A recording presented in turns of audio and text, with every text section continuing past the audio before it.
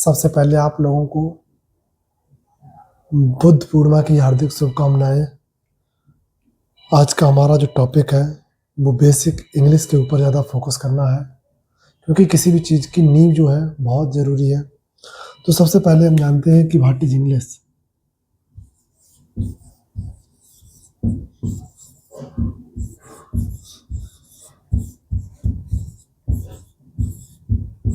अब इंग्लिश है क्या? हम लोग सबसे बड़ी गलती करते हैं कि इंग्लिश को एक सब्जेक्ट के रूप में पढ़ते हैं, जबकि इंग्लिश एक लैंग्वेज है। तो जब हम किसी लैंग्वेज को सब्जेक्ट के रूप में पढ़ेंगे तो समझना बहुत मुश्किल है। इसलिए अगर आप अंग्रेजी को लैंग्वेज के हिसाब से पढ़ते हैं तो सीखना आसान है। तो सबसे पहले हम बात करेंगे इंग्लिश की। तो इंग्लिश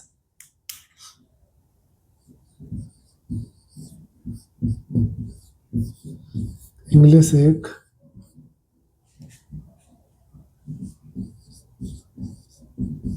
विषय नहीं है, यह एक भाषा है और भाषा को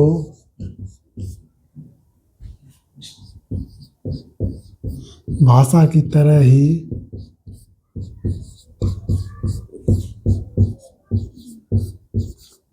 सीखना चाहिए।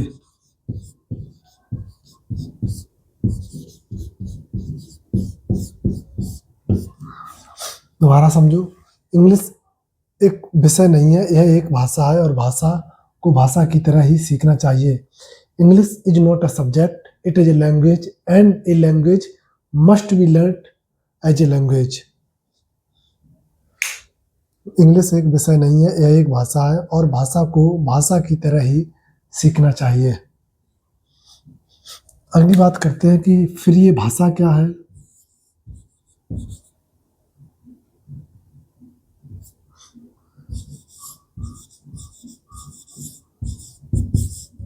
अब ये भाषा क्या है,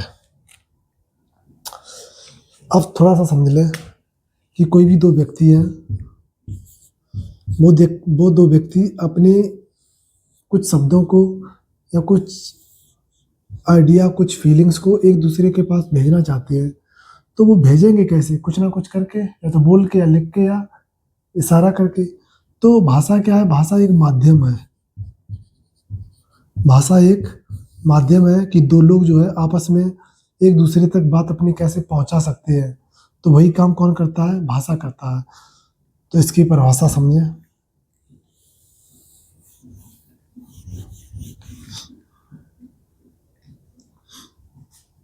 यानी कि लैंग्वेज को क्या कहते हैं? भाषा। भाषा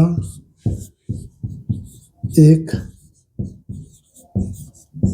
माध्यम है जिसके द्वारा या जिससे हम अपने विचारों को, बातों आदि को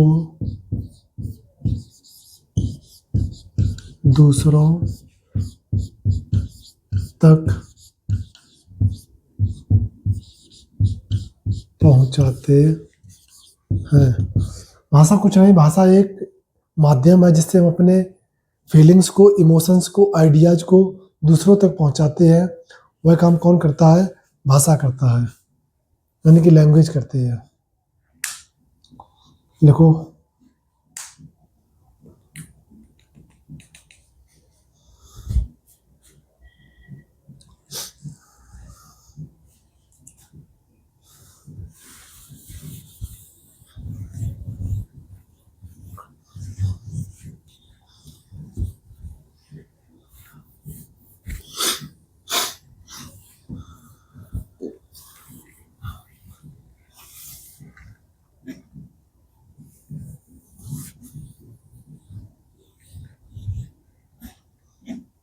अब अगली हेडिंग है भाषा के प्रकार।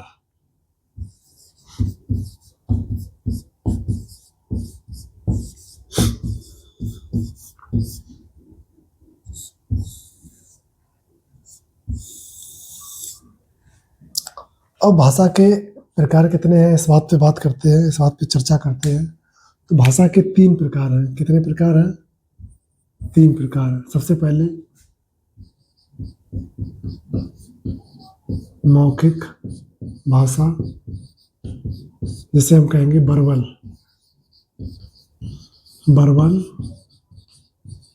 लैंग्वेज।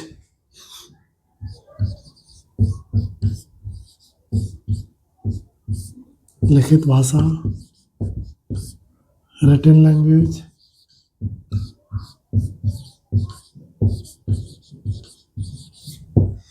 सांकेतिक भाषा।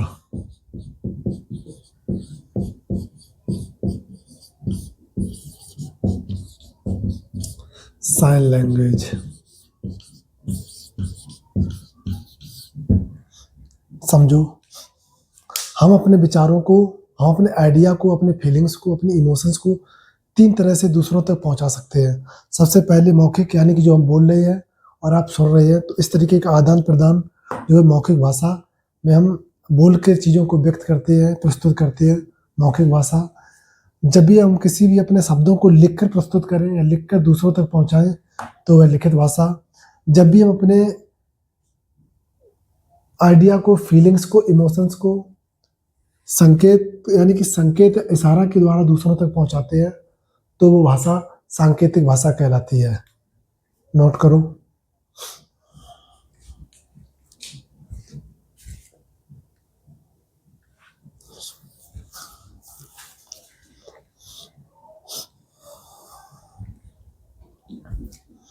अभी आपने लिख लिया होगा।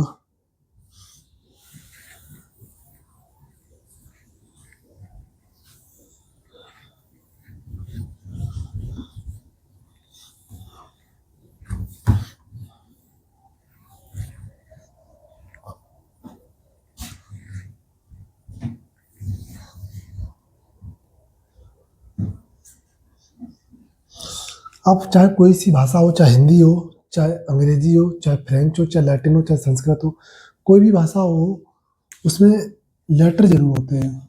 क्या जरूर होते हैं? लेटर। अगली बात है वो हम करेंगे लेटर के ऊपर। अब लेटर को समझो। लेटर, किसी भी भाषा की सबसे छोटी इकाई क्या होती है? लेटर। आप लिख सकते हैं नोट करके, किसी भी भाषा की सबसे छोटी इकाई को लेटर कहते हैं। किसी भी भाषा की सबसे छोटी इकाई को क्या कहते हैं? लेटर कहते हैं। अब लेटर को 2 भागों में बांटा जाता है। कितने भागों में? 2 भागों में। नंबर 1 वाउल्स, जिसे आप क्या कहते हैं? स्वर। अगला कॉन्सोनेंट,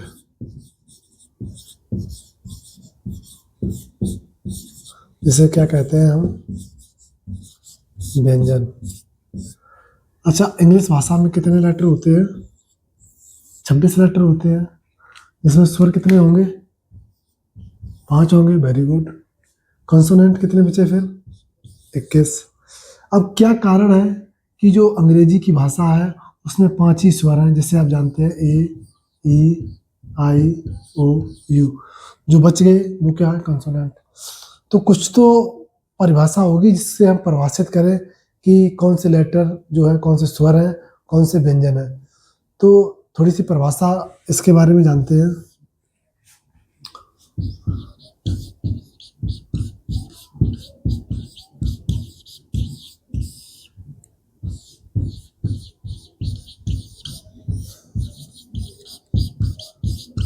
तो हम परिभाषा में लिख सकते हैं कि सबसे बड़ा जो रोल होता है वो होता है साउंड का। अगर हमारे जीभ, दांत, मुंह से आवाज नहीं रुकती है, यानी कि साउंड नहीं रुकती है, डायरेक्ट बिना रुकावट के बाहर आती है, तो उसे क्या कहते हैं? स्वर कहते हैं। जब भी कोई साउंड हमारे किसी ना किसी अंग से रुक कर आती है, तो उसे क्या कहते हैं? कॉन्सोनेंट। जब भी साउंड रुक कर आए, कॉन्सोनेंट। जब भी साउंड बिना रुके आए, तो वाउल्स। इसीलिए अंग्रेजी में कितने स्वर होते हैं? 5 स्वर होते हैं। एक और, जैसे बाई को हम अर्ध स्वर कहते हैं, क्योंकि कभी कभी इसकी जो साउंड है वो बाउल साउंड निकलती है, इसीलिए बाई को कौन सा स्वर कहते हैं? अर्धस्वर कहते हैं। वॉल्स की परिभाषा फिर, जब भी कोई साउंड बिना रुकावट के हमारे मुंह से बाहर आती है, स्वर होंगे, जब भी रुक कर आती है तो उसे क्या कहते हैं? कॉन्सोनेंट कहते हैं। लिख लो इतना।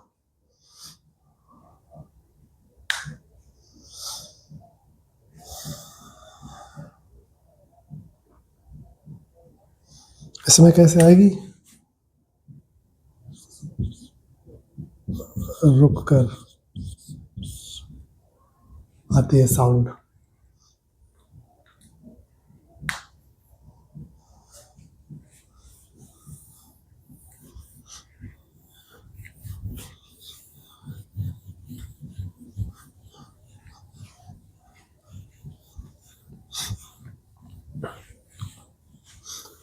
यहीं पे हम चलते चलते पास में ही एक और शब्द पे आते हैं, अल्फाबेट। जैसे हिंदी में क्या कहते हैं? वर्णमाला। समझो, किसी भी भाषा की जो व्यवस्थित, किसी भी भाषा के, चलो लिख ही लो परिभाषा,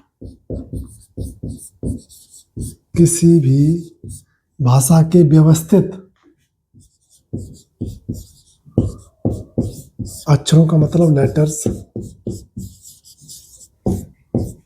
को वर्णमाला कहते हैं।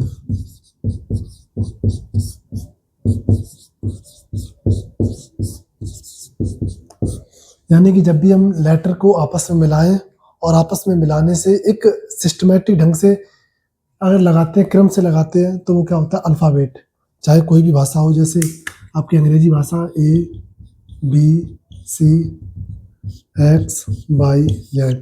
इस पूरी श्रेणी को, इस पूरी सीरीज को क्या कहेंगे? अल्फाबेट। अल्फाबेट का मतलब होता है किसी भाषा के व्यवस्थित जब अक्षरों को हम एक क्रम से लगाते हैं तो उसे क्या कहते हैं? अल्फाबेट कहते हैं। लिख लो।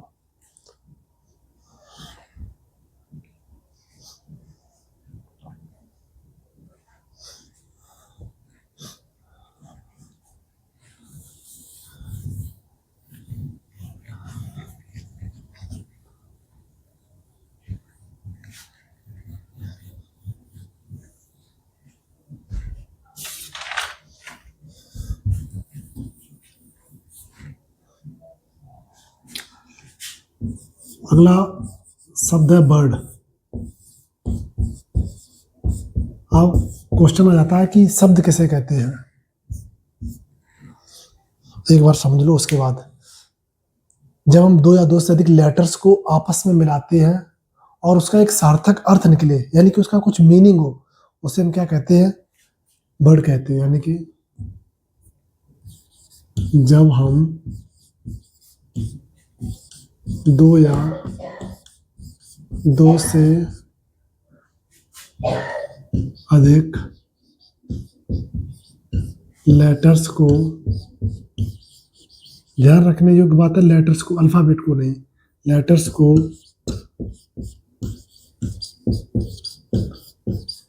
आपस में मिलाते हैं तब वर्ड का निर्माण होता है। लेकिन इसका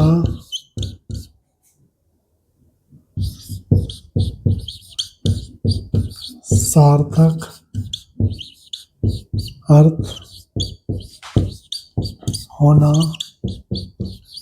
चाहिए।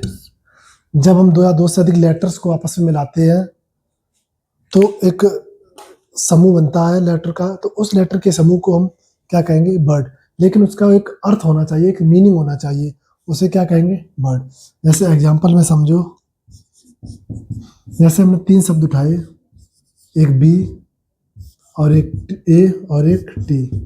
अब हम इन तीनों को आपस में मिलाएं, BAT, तो इसका एक अर्थ हुआ बैट माने बल्ला, तो ये क्या हो गया? आपका वर्ड। अगर हमें ऐसे लिख देते टी बी ए, तो इसका कोई अर्थ है क्या? नहीं है। तो ये शब्द नहीं है। शब्द कौन है जिसका कुछ अर्थ हो? जैसे कि गर्ल, एक शब्द हमने लिया बी, एक लिया ओ, एक लिया बाई। बी ओ बाई क्या एक वर्ड बना? बिल्कुल बना। अगर हम ले देते ओ बी बाई, तो ये वर्ड बना? नहीं बना। वर्ड कब बनेगा? जब दो या दो से अधिक लेटर्स को आपस में मिलाएं और उनका एक सार्थक अर्थ हो, तो उसे क्या कहते हैं? वर्ड। लिखो।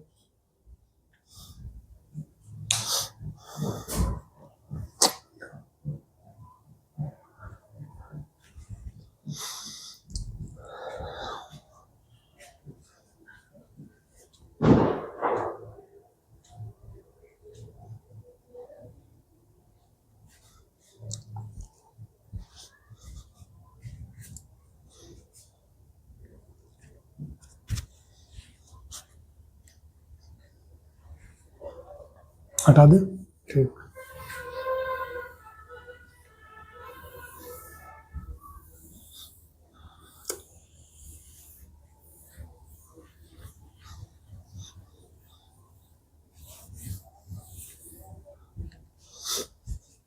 अब बात जब बर्ड की है, तो बर्ड को और थोड़े से अच्छे से समझो। अब कोई भी बर्ड अपने साथ एक प्रोफाइल रखता है। क्या रखता है? जैसे हम लोग एक अपनी अलग प्रोफाइल रखते हैं, एक लोग एक से ज़्यादा प्रोफाइल रखता है। फेसबुक पे अलग होगी, इंस्टा पे अलग होगी, ट्विटर पे अलग होगी, व्हाट्सएप पे अलग होगी। तो एक व्यक्ति अलग अलग प्रोफाइल रखता है। इसी तरीके से एक शब्द एक भी प्रोफाइल रख सकता है और एक से अधिक भी रख सकता है, जिसे हम क्या कहते हैं?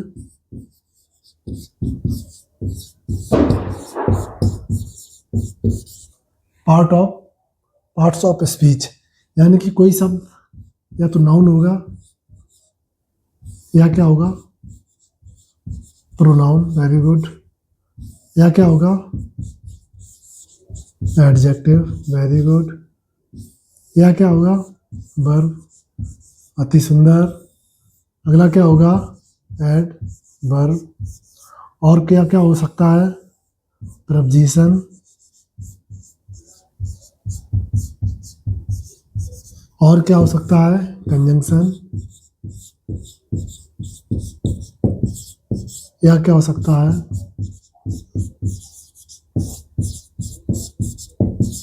इंटरजेक्शन। पार्ट ऑफ स्पीच कितने हैं? 8। या तो कोई शब्द नाउन होगा या प्रोनाउन होगा, या नाउन हो या एक से अधिक ज़्यादा भी हो सकता है। कोई शब्द नाउन है, वो एडजेक्टिव भी हो सकता है, वर्ब भी हो सकता है, एडवर्ब भी हो सकता है, प्रपोजिशन भी हो सकता है, कंजंक्शन भी हो सकता है और इंटरजेक्शन भी हो सकता है। जैसे एक शब्द हमने यहीं पे ले लो, वॉच। वॉच माने देखना, तो वॉच माने देखना, ये क्या हो गई? वर्ब। और वॉच माने होता है घड़ी, तो ये क्या हो गया? नाउन। तो एक शब्द एक से अधिक प्रोफाइल रख सकता है, जिसे हम पार्ट ऑफ स्पीच कहते हैं। पार्ट ऑफ स्पीच 8 प्रकार के होते हैं: noun, pronoun, adjective, adverb, verb, preposition, conjunction, interjection. आगे आने वाली क्लासेस में इनको थोड़ा सा डीपली पढ़ेंगे, लेकिन अभी थोड़ी सी चर्चा बेसिक पे है। तो इसके बाद देखो क्या आना है। लिख लिया क्या?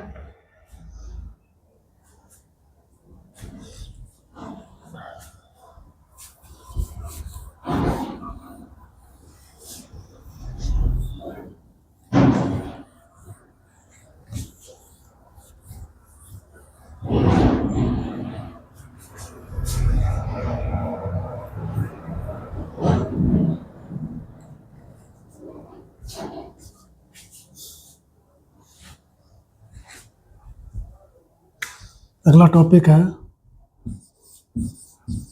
या लेसन है, what is phrase. What is phrase. बहुत ही शानदार तरीके से कल इस टॉपिक को कवर करेंगे। What is phrase.